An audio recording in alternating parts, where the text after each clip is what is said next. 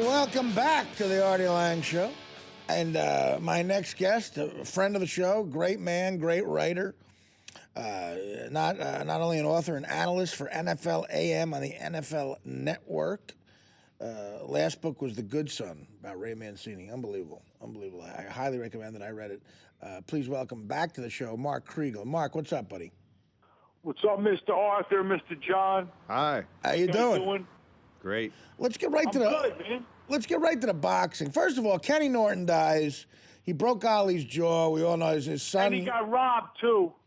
And well, his son became a Super Bowl champion football player with the Niners, and now he's a coach for the Seahawks. Now he's a coach, but his father, Kenny Norton, great boxer. How did he get robbed? Give me your thoughts on Ken Norton real quick, and how did he get robbed? Explain that.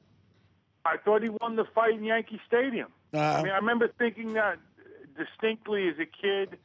It was my introduction to to boxing as usual.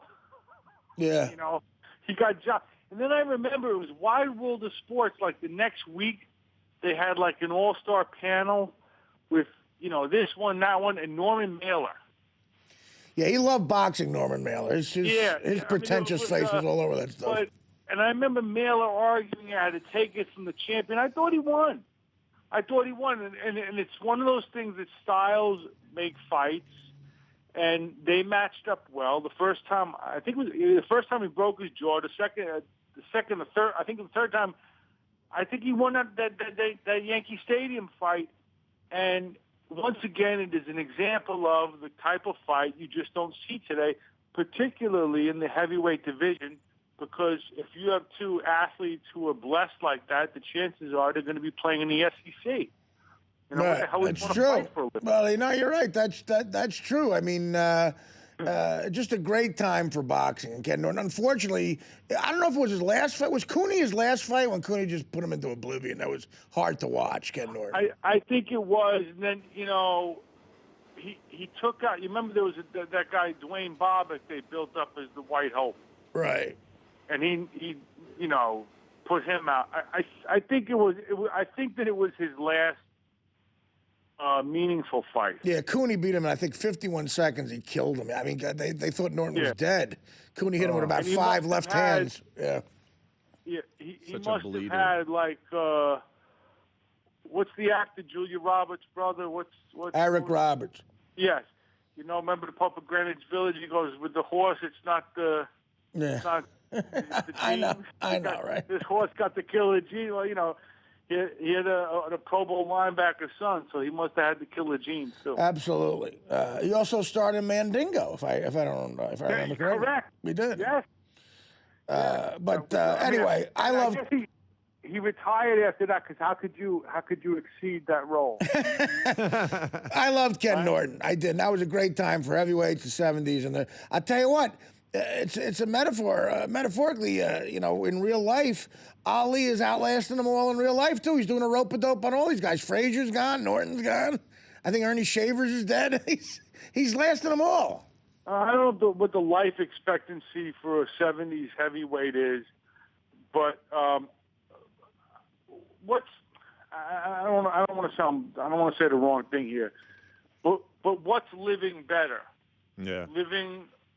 If you're Ali, I don't know. I should living like Ali or like Ken Norton going around with a black cowboy hat. Yeah, I know. Right. I know, you're right. Absolutely. I mean, the worst. I got to say that the worst thing and one of the most poetic things I've ever seen. Like my first maybe couple months as a columnist at the New York Post, they sent me to Macy's. Because Ali's coming out with a new line of, like, haberdashery. And there's a line, all these, like, scales want him to... I didn't really know because I was covering cops and courts, and they turned me into a sports columnist. I didn't know. And I didn't know that the currency of the whole sports business is, like, the hustle autographs. So you got Ali signing all sorts of schlock, with everyone and their mother coming around to sign this, champ, sign this, champ, sign this, champ. And he was already, this was 91, and he was already physically decimated. And he started, I don't mean to be cruel by this, but I can never get it out of my head. He started to drool. Yeah. Like someone put a poster in front of him, and like the drool came out of his mouth, and he was shaking. And to me, that's what it was. The most powerful man in the world, the most powerful era in heavyweight boxing, and they were all reduced to rubble in a certain way. And that was in '91. You're talking 22 years ago, so and he's still alive. Right. So, what an old fart I am. Yeah. Well, no, I'm saying that's how bad he was then. My first week, my first couple months on the job, they said, "You want to go cover this thing? He's signing, whatever it is." So I just watched, and I couldn't believe what I was seeing. Right. And the whole thing was he drools on the poster, and people were like pretending they didn't see it. Right. Wow. Unbelievable. Well, that's what you got to do. That's when you give a. That's what's going to happen. When you know a guy gets respect. When people pretend not to see that, I hope I get to that point because at least once a day I do something embarrassing you got a beautiful wife. You're spoken for. You're good. The rest of us, Well, give us your thought. Give us your thoughts. Get back to modern day boxing. Give us your thoughts on what just happened in Vegas with Mayweather. Well, it kind of ruined it for me thinking of how good the heavyweight fights were in the 70s. I thought that this kid Mayweather was as good as I've ever seen. Canelo works out at my gym, and he walks around, and he's not like out of shape. He's young in the prime. He is, as we might say, virile. He walks around. He's the size, like his chest is like he's like a football safety. He's thick, and he is skilled, and he is young, and he came in 15 pounds of muscle heavier than Floyd, and Floyd still beat the crap out of him. What I hadn't seen from Floyd before was a jab like that. He jabbed like he was his old man. Right. He jabbed with authority. And the only thing that I thought it was as good as I've ever seen him. And it's a funny thing because it wasn't until just now that you brought up Norton and Ali that it diminishes the performance in my mind. He's still risk averse, but I can't. I'm not crazy about the kid, but I can't not acknowledge his absolute greatness. I can't. Right. But it's it's not the style that would have got over in the 70s. Can Pacquiao still have a shot at fighting him? I think that's done. Yeah. I think that was done years ago. I think that first, and we've gone through this before, but I think that at first Mayweather didn't want to fight Pacquiao. Then I think Aaron figured he wanted to ride Pacquiao all he could before he fought Mayweather, and now I just think it's done. I don't see the demand for it until they get to be like I'd be into Norton age. I'd be into it. Well, listen, it would be because if they give it to us, we eat. Right. We will chew the cud, but I don't think that there's the impetus to make it that there was 5 years ago. And that's just because Pacquiao's skills are so diminished. Is that because Pacquiao's just... No, I don't think that they're so diminished. I think that he got fat, not fat, but fat metaphorically as a champion. Yeah. With the congressman and this and that and the other thing. And, he had some troubles in his marriage, which is well documented. I think that the bigger problem for Pacquiao was that Marquez made him look bad. And it's a matter of style. It's almost like the mathematics of it, that no matter how many times they fought, they could be young guys, old guys. Marquez was going to find him on the end of that right hand. That was just going to happen. I'm not quite sure why, but when I hate to use the cliche styles make fights, but in that case, and in most cases, that is true, and never was it more true than with Pacquiao Marquez. Yeah. Marquez fought. I remember Marquez with Mayweather is nothing, but Marquez with Pacquiao was good. I argued for years that Pacquiao would beat Mayweather, but it's not it's not a purely transitive property like that. You know, a little But birdie. I don't. But because he got his ass kicked, I don't think the demand for the fight is there. A little birdie tells me you also know a little bit about the NFL, my friend. And for that, I'm gonna hand it over to my co-host, John Ritchie, and let him ask a few poignant, intellectual, yet fun questions. Yeah, there you John, go. you know, if you ask about like a point spread, I turn into a pillar of salt. Yeah, you're not allowed to talk about it. Nobody. No. I don't even understand that For the stuff. purposes of this interview, nobody gambles on the NFL. Yeah, Okay. Right. No, I read an interesting column by you where you were saying Terrell Pryor is going to save Al Davis's reputation, and I just wanted to talk about that a little bit. What a hack! No, I love Al Davis. So do I. Hey, the man was just an icon, and he meant a lot to me. And He paid you. Well, he did pay me, but he was great to me. Paid you for 5 years. Well, of course, but I think that He was so great to me. I don't think that I want to hear, but I don't think that there's as a matter of fact, I know there is not an owner in sports, American sports, any kind of sports, in any sport, who had a greater effect on popular culture than Al Davis. Yep. And that whole idea of just win, baby, that's as American as the Pledge of Allegiance. Yeah. That's the most ridiculous thing I've ever heard. He was always true to his guys. He always stuck with you as a player. You could do no wrong as a player. Right. Unless he got a bug under his, like Marcus. Oh, right. I don't know what that was about, but there was something there. What about that? Because I tell you, I just saw a special. I don't know. I think it was a 30 for 30 or some documentary on Marcus Allen. And when they go into that in detail, I think Marcus Allen banged the broad that Al Davis liked. That's the theory. Is that the theory? Because I'm telling you, that is the operative theory that I heard. I have no idea if it's true. It's probably scandalous for me to say it, but it doesn't make any sense. Well, because he goes at him like a man that's mad for no other reason than that. Like he's just makes no sense. Where's it from?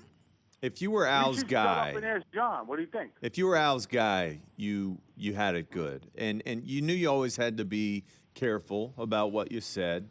But he kind of ran the show. Like he would come out to practice every Thursday, and he would pull guys aside, and some guys he would coach up, and it would drive some of the assistants crazy because he's telling them different stuff than they're learning from their position coach. Right. But some guys he'd pull you aside and want to talk about other things, and with me, he always wanted to talk. He'd always want to talk about literature with me because he was an English major at Syracuse, and he knew that I was an English major, and he wanted to talk about Herman Melville with me. And then, are you kidding me? On occasion, he'd want to talk about. Hey, about Moby Dick.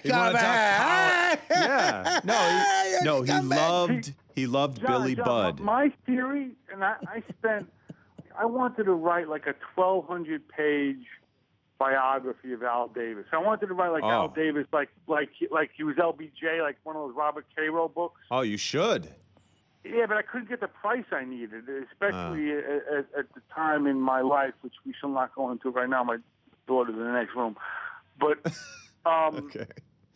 No, he was a fascinating man. He always struck me. Listen, he was a child of the Depression, World War II era, and I could see this kid reading the accounts of the war in Europe, and I could see him fascinated by it. And I may be completely full of it, but all of those blitzkrieg concepts and lightning strikes, and he was consumed with that vertical game for years. Right. I could see this child of New York, like a Jewish kid in Brooklyn, reading the newspaper accounts, and putting that onto football later. And he invented that franchise. Absolutely. But anyway, Terrell Pryor, just quickly, we know about the lean years, and I think that as is human nature, the unfortunate side of human nature,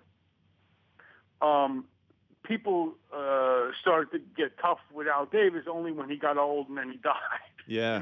Yeah. Until then, they were scared of him. They wouldn't mess with him. Everyone was. Yes, absolutely. Right. But then when like the typical jackals that we all are, once a guy becomes vulnerable and you kind of sniff it out, then you make your move. Right. But we know about all the terrible draft picks, and there was a sense by the time that he passed away that the game had passed him by.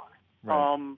Maybe not. I don't know. Well, he took risks, and but that was his at nature. the end, he was taking risks that didn't pan out. Right, and I don't think that he was the only guy who would have taken a bad risk for a high price on Jamarcus Russell, as much of a schmuck Jamarcus Russell turned out to be. Jamarcus Russell. But the last pick he made in the supplemental draft is Terrell Pryor. And I find that to be, it has at least the possibility for poetics. I really believe that in a certain way he could be the ultimate Raider, in that he's Al's last draft pick, and he was taken off the scrap heap. Right. Redemption time. Nobody wanted him. And I will say this, when you see the kid, I hadn't seen the kid in person until I did this piece over the weekend, and you stand next to him, and to me, he's like a superhero. He's huge, the silver cleats and all the other nonsense. Yeah. But I do think that at some level, Al anticipated the next generation of quarterbacks, because this kid was a number one recruit in the country. Yeah. Before anyone heard of Colin Kaepernick, before anyone heard of Andrew Luck, before anyone heard of RG3, Right. before anyone heard of Russell Wilson, this guy was the stuff. Yeah. He was the number one. He was a He's an from MVP Pennsylvania. of the Rose Bowl. Yeah. Everyone was talking about him. He was the biggest deal in high school football, ready to be the biggest star of college football. And he was for a while. And I think, but one thing I asked him about, and he wasn't comfortable with it, and I told him, I got to ask you this. I thought it was BS that, he gets jammed up for a tattoo or a car or whatever it is, money. First of all, you're asking a whole class of kid across the nation to play below their market value. Yeah. So that, Dick Vitale or whoever else can get rich in whatever college, the networks can get rich, but you got to take your money under the table. Yeah. What I really didn't like was the Johnny Manziel thing is resolved 2 quarters. in about a half an hour before the season, because sit out a couple quarters and it'll be done. And his thing went on for months. Mm-hmm. And it really did, it stigmatized him. I'm not saying he was a good kid or a saint or this. I do think he's grown up and he has worked his ass off. That much I know, so I'm rooting for him. Yeah, I me too. hope the Raiders have a quarterback, because even if you hate the Raiders, you have to admit that the league is a better place when they're worth hating, when they're good. Sure. Yeah, right. Like the Yankees in that sense. We got to wrap it up, Mark. I know you got to go anyway, but thank you. And Thank you. Call back We talk anytime. about your book next time? Well, my book, of course, Crash and Burn, by Artie Lange with a foreword by Joe Buck. I'm glad you brought it out. October 29th at its stores. You can pre-order it now. Why don't you do me a favor and pre-order my book? I did nothing but pre-order your books. Go to Amazon.com and pre-order it now. Pre-order right now. But no one asked me to write a blurb. I would have gotten on my knees for this book. Oh, really? All right. Well, listen. Are you kidding me? Well, give it to me right now. Give me a blurb. For you and Julie Grau, let me read. I only blurb them after I read them. I do it on. I'm a chill. You got to be by the book, I don't believe you? it in my heart. You got to be by the I book. would be honored to. You can't look the other way on this one. What? You can't look the other way on this one and just pretend it's good without reading it. No, I can't do that. What a scumbag! All right, I'll get you a book. In the meantime, pre-order one. I'm doing it right now. Amazon.com. I'm getting on the Amazon.com. Crash and Burn by Artie Lange, and watch him. I'm going to send it to. If I had friends, I'd send it to friends. And watch him on NFL AM. He's a great analyst. He is We great. love you. Take care. Brush your Thanks, hair. fellas. See ya. All right, take Take care. care. That's the great Mark Kriegel. Mark is a hell of a guy. And He is an outstanding analyst. Great I'll tell you. writer. Really knows. Great writer. The guy can't write me it a all. blurb without reading the book. Who reads books before they write a blurb? How many blurbs I've written without reading the book? The Artie Lange Show. The Artie Lange Show. Weeknights on Audience. Only on DirecTV.